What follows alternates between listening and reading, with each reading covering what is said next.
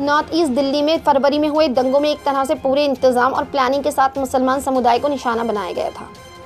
सूत्रों के अनुसार दिल्ली की माइनॉरिटी कमेटी यानी डीएमसी ने गुरुवार को फरवरी में हुए दिल्ली दंगों पर एक फैक्ट फाइंडिंग रिपोर्ट जारी की। कम्युनल राइट्स को देखने के लिए डीएमसी द्वारा 10 मेंबर्स की फैक्ट फाइंडिंग कमेटी की बैठक की, जिसमें 23 से 27 फरवरी के बीच हुए दंगों से प्रभावित नॉर्थ ईस्ट दिल्ली के इलाके थे। कमेटी ने इलाकों के उन लोगों से आगे आने को कहा जो इस वायलेंस का शिकार बने थे, जिनके घर और दुकानें इन दंगों में तबाह की गई थी। उन्होंने उन धार्मिक स्थलों का भी मुआयना करा जिनको दंगों के दौरान नुकसान पहुंचाया गया था। दिल्ली माइनॉरिटी कमेटी ने दिल्ली पुलिस से भी बार बार जानकारी मांगी, लेकिन उनकी तरफ से कोई रिस्पांस नहीं मिला। सोर्सेस के मुताबिक दिसंबर फरवरी के दौरान दिल्ली विधानसभा चुनाव में बीजेपी लीडर्स के कई ऐसे भाषण सामने आए हैं जिन्होंने सीएए के खिलाफ प्रोटेस्ट करने वालों के खिलाफ लोगों को उकसाया है। रिपोर्ट में इन भाषणों की डिटेल्स काफ़ी लंबाई में दर्ज की गई है। 23 फरवरी 2020 को मौजपुर में कपिल मिश्रा के उकसाने वाले भाषण के फौरन बाद नॉर्थ ईस्ट दिल्ली में काफ़ी इलाकों में दंगे भड़क उठे। कपिल मिश्रा ने खुलेआम जाफराबाद में एनआरसी और सीए प्रोटेस्ट करने वालों को हटाने के लिए कहा। प्रोटेस्ट करने वालों और वहां के लोगों को खुलेआम पुलिस कमिश्नर वेद प्रकाश सूर्या के सामने धमकी दी गई। उसके बाद नॉर्थ ईस्ट दिल्ली के मुसलमान मोहल्लों में हथियारों के साथ कई लोगों की भीड़ इकट्ठा हो गई, जिन्होंने वहां मुसलमान मोहल्लों पर हमला किया, उनके घर दुकानें लूटी और जलाई। वह मोर्चे जहां जय श्री राम और यहाँ तक कि हर हर मोदी, मोदी जी कार्ड डालो मुल्लों को, आज तुम्हें आज़ादी देंगे जैसे नारों का इस्तेमाल करते हुए जहां उन्होंने मुस्लिम लोगों, घरों और दुकानों पर हमला किया, वहीं गाड़ियों, मस्जिदों और दूसरी प्रॉपर्टीज़ को भी भारी नुकसान पहुंचाया है। गवाहों के जरिए कहा जा रहा है कि वहां भीड़ में बड़ी संख्या से बाहरी लोग शामिल थे, लेकिन उसमें कुछ वहां के रहने वाले लोग भी शामिल थे। वो सब लोग लाठियां, लोहे की छड़ें, आंसू गैस के गोले, सिलेंडर वगैरह से लैस थे, जिससे ये कहा जा सकता है कि वो पूरी तैयारी से मुस्लिम इलाकों में हमला करने के इरादे से ही आए थे। उन्होंने मुस्लिम प्रॉपर्टीज़ को ही नुकसान पहुंचाया।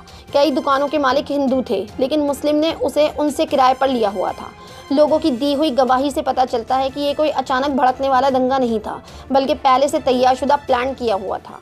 इसमें मुस्लिम को टारगेट किया गया था।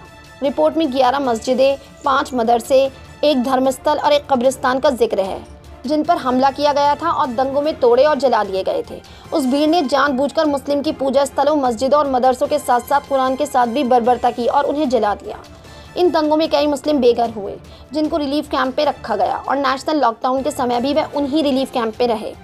दिल्ली माइनॉरिटी कमेटी द्वारा इकट्ठा की गई गवाही में पुलिस की गैर जिम्मेदारी की रिपोर्ट भी शामिल की गई है, जिसमें दंगे उनके सामने भड़के, बढ़े या फिर कई बार पुलिस को बुलाए जाने पर भी वो नहीं पहुंची। गवाही ये भी बताती है कि पुलिस किस तरह इलाके में गश्त कर रही थी, लेकिन जब उनसे मदद मांगी गई तो उन्होंने कहते हुए मना कर दिया कि उनके पास कार्रवाई करने का कोई ऑर्डर नहीं है।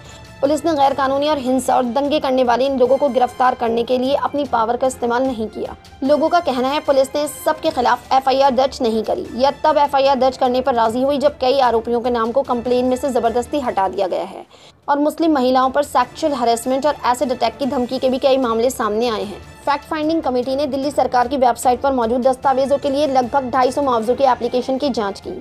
इसके अलावा कमेटी को दी गई 450 एप्लीकेशन की भी जांच की, जिससे पता चला है कि उनको या तो कोई भुगतान नहीं दिया गया या फिर बहुत ही मामूली भुगतान दिया गया है। कमेटी ने यह भी पाया है कि भुगतान की जा रही राशि में अनइक्वालिटी है। दंगों में मारे गए सरकारी अधिकारियों को 1 करोड़ रुपए का भुगतान किया गया है, जबकि जिन नागरिकों ने अपनी जान गंवाई उन्हें सिर्फ 10 लाख रुपए ही दिए गए हैं। रिपोर्ट में independent committee chaired by retired high court जज की 5 मेंबर्स की कमेटी की सिफारिश की गई है। रिपोर्ट में ये भी सिफारिश की गई है कि उन सभी मामलों में एफआईआर ठीक तरह से की जाए जहां अभी तक कंप्लेंट्स की एफआईआर नहीं की गई। गवाहों के बयान सेक्शन 164 ऑफ सीआरपीसी के तहत रिकॉर्ड किए जाएं। दिल्ली की विटनेस प्रोटेक्शन स्कीम के तहत गवाह और दंगों से प्रभावित लोगों को सुरक्षा दी जाए। पुलिस के जरिए दाखिल की गई चार्जशीट की जाँच की जाए और उसे कोर्ट में सबमिट किया जाए। सभी पीड़ितों, विक्टिम्स को सही तरीके से मुआवजा दिया जाए।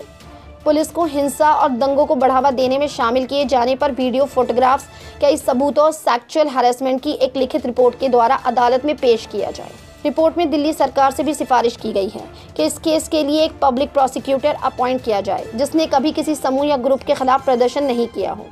ये ध्यान में रखा जाए वो पब्लिक प्रोसिक्यूटर सही और इंसाफ से केस लड़े। साथ के साथ धार्मिक स्थलों के नुकसान भरपाई और बर्दाश्त को मद्देनजर रखते हुए इस रिपोर्ट का कंक्लूजन निकाला जाए। खबरों के बारे में अपनी राय कमेंट सेक्शन में ज़रूर दें। हमारे चैनल को सब्सक्राइब करें, बेल आइकन प्रेस करें ताकि हर खबर आप तक जल्द से जल्द पहुंचे।